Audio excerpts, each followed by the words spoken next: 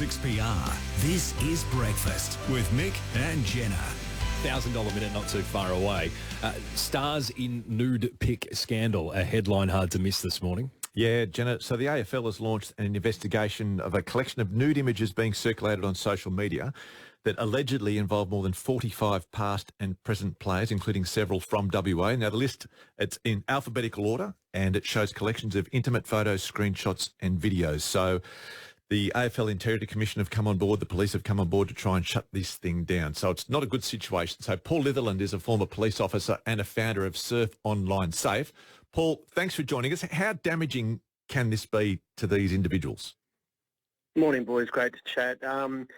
This is an issue, Mick, we're dealing with a fair bit across everyone's life to a degree, in the fact that you make an error of judgment, it can get out there, and with the internet it sort of recycles. So some of these images, or many of these images, are from quite a while ago. So the fact of an image that may have been taken, or a video taken some time ago, can just continue to recycle. So that's a fear many people who have been exposed in this way have to deal with, unfortunately. So you called it an error of judgment. Is it about education to stop people making these errors of judgment, or should we be focusing on the person that's circulating them? Who's at fault? Well, it's a bit of both, mate.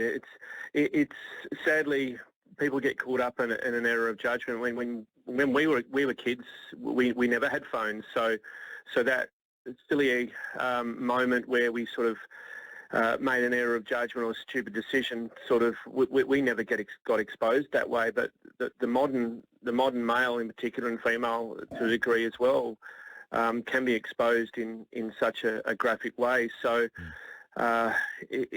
education is so important, and it's not so much the fact of not taking the images, of course, which is important, which is what I talk about a fair bit, but more about how far they can go and the impact it can have on you when it gets out. And that's the biggest thing, and a lot of things people don't really think about, unfortunately. Mick, do you know what sextortion is?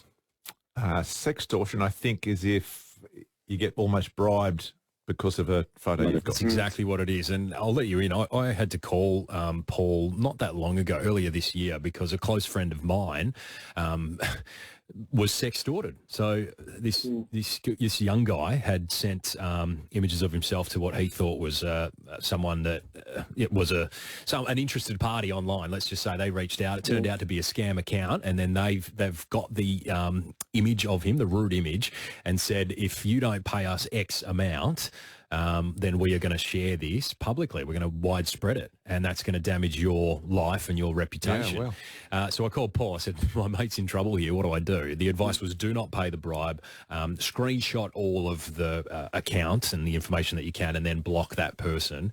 So we did all those things. Eventually it went away, but this is a person who was internet savvy. This is a person who, in my opinion, I would have thought knew better, but it got scammed. That's how sophisticated these scammers are getting these days when it comes to sextorting people. And it's a problem not just for people of profile, but just for everyday, particularly young men. And you go around to schools and talk to kids, Paul. Yeah. And you know, this is the issue we have as well, is so some of these photos, as an example, number one, some of them are fake, so they're deep fakes. So the problem we have with so many celebrities and so many people online who have higher profiles is because they have so many images out there, it's easy to capture their face and Photoshop them, for want of a better term, onto a naked body. So one player in particular I'm aware of, who was on the drive, who I've actually literally spoken to this morning, their photo is from an old pic of them on a ground in a training vest, topless, but that photo's obviously been edited to make them look like they're naked, and it looks legit, it looks real. So when we talk about sextortion, and when we talk about these AFL players being compromised in these sorts of positions, it's heartbreaking, because you want to try and say to people, oh no, that's not real. But many people will go, oh yeah, sure, mate, no, well, yeah, right. But so it's a side of the internet and intimate image abuse we just don't see, and And this is where, for me, straight away I go, okay, let's not judge, let's not jump up and down and go, what are these idiots doing? They get training, they get education, blah, blah, blah, and they do. But let's look at the impact. Let's look at how much damage it can cause, and that's what we need to really address here. Paul Litherland, former police officer, founder of Surf Online Safe, does a lot of good work around cybersecurity education for young kids, particularly school-age kids, because that's where this is starting, right, that education. Yeah.